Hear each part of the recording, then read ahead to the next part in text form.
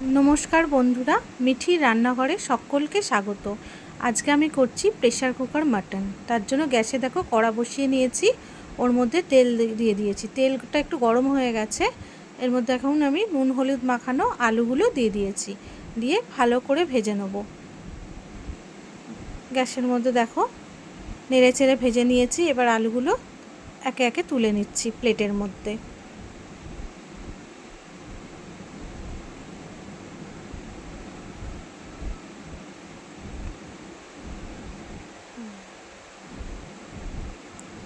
এবার আবার তেল দিয়ে দিয়েছি, আমি পরিমাণ মতো দিয়েছি সর্ষের তেল। তোমরা যে যতটা করবে, আমি 1 কেজি মাটন নিয়েছি, তার পরিমাণ মতো দিয়েছি, তোমরা তোমাদের পরিমাণ মতো দিও।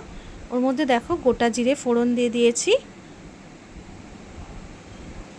এরপর গোটা শুকনো লঙ্কা ফোড়ন দিয়ে দিয়েছি। এবার গোটা গরম মশলাকে একে দিয়ে দিয়েছি। গোটা গরম মশলা তো জানোই, দারচিনি, গোটা এলাচ, লবঙ্গ সব ফোড়নের মধ্যে দিয়ে দিলাম।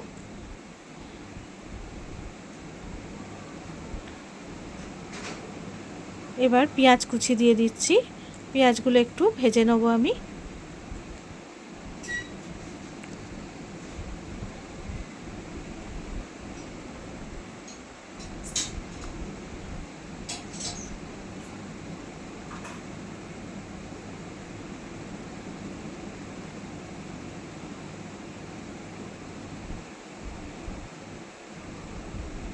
পেঁয়াজগুলো দেখো ভাজা হয়ে গেছে। এবার আদা রসুন আর শুকনো লঙ্কার পেস্টটা এর মধ্যে দিয়ে আবার এটা ভালো করে নেড়ে নেব।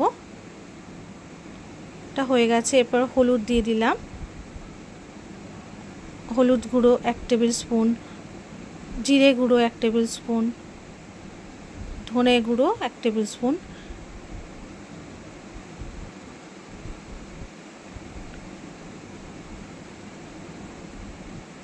নেড়ে নিয়ে এবার ধনের গুঁড়ো দিয়ে দিলাম, দিয়ে আবার হালকাতে ভালো করে নেড়ে নেব।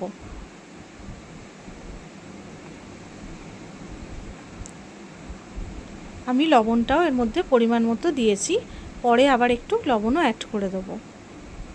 আর এটা আমি মাটনটা একটু টক দই মাখিয়ে ম্যারিনেশন করে রেখেছিলাম, সেই মাটনগুলো দিয়ে দিচ্ছি এর মধ্যে, দিয়ে ভালো করে নেড়ে নেব।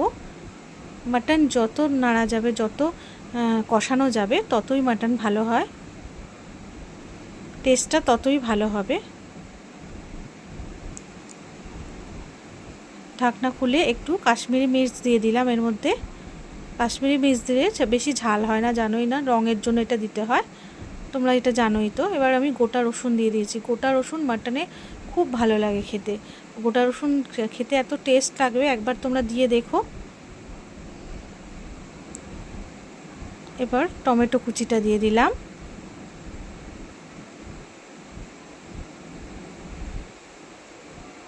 এবার আবার ভালো করে কষিয়ে নেব।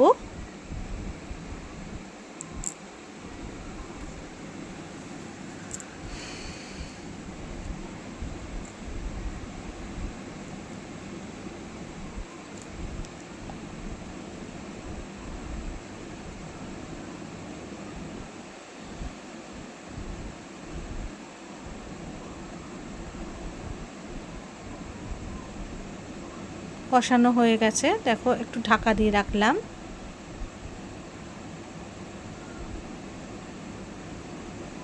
এরপর ঢাকনা খুলে আবার একটু কষিয়ে নেব ভালো করে। দেখো একটু জলটা বেরিয়ে গেছে মাটন থেকে। যতক্ষণ না মাটন থেকে তেল ছাড়বে, ততক্ষণ আমরা কষিয়ে যাব।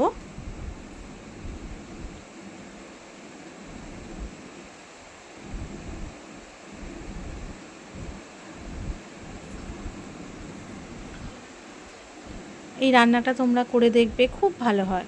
আর রেসিপিটা ভালো লেগে থাকলে আমার চ্যানেলটা সাবস্ক্রাইব করতে ভুলো না কিন্তু।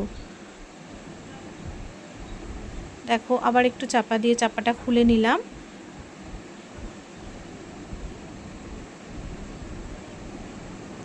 দেখো আস্তে আস্তে তেল ছেড়ে দিচ্ছে কিন্তু মাটন থেকে।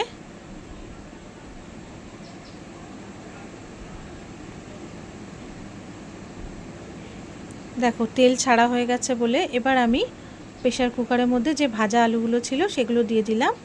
এবার মাটনটাও এর মধ্যে একে একে দিয়ে দেবো।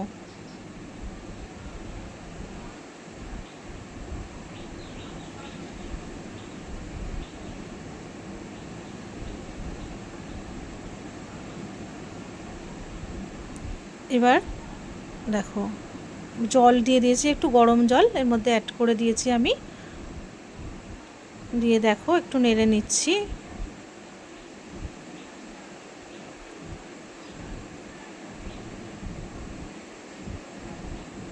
আবার সামান্য নুনও দিয়ে দিয়েছিলাম, আগে কম দিয়েছিলাম, এখন আবার একটু নুন অ্যাড করে দিয়েছি এর মধ্যে।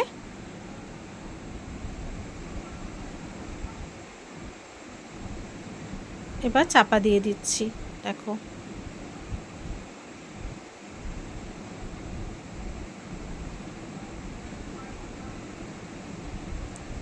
দেখো চাপা দিয়ে দিয়েছি। এবার চাপাটা খুলে আমি 2টো সিটি দিয়েছি, সিটি দেওয়ার পর আমি চাপাটা খুলে নিলাম। খুলে দেখো কীরকম তেল ঝোল মতো দেখতে হচ্ছে, এটা একটু তেল ঝোল টাইপের হয়, আর ভাতের সাথে এটা দুর্দান্ত লাগে। রসুনগুলো দেখেছো দারুণ সেদ্ধ হয়, আর খেতেও দারুণ লাগে রসুনগুলো। দেখো মাটনগুলো সেদ্ধ হয়ে গেছে। এবার আমি দেখো নিয়ে দেখিয়ে দিলাম, থালার মধ্যে ভাতের সাথে নিয়েছি। এবার এটাকে দেবো, দেখো তেলটা কী সুন্দর গড়াচ্ছে, আর মাটনটাও ভালোই সেদ্ধ হয়েছে। দেখো তোমরা এটা বাড়িতে অবশ্যই বানিও, ট্রাই করে দেখো কেমন হয়েছে।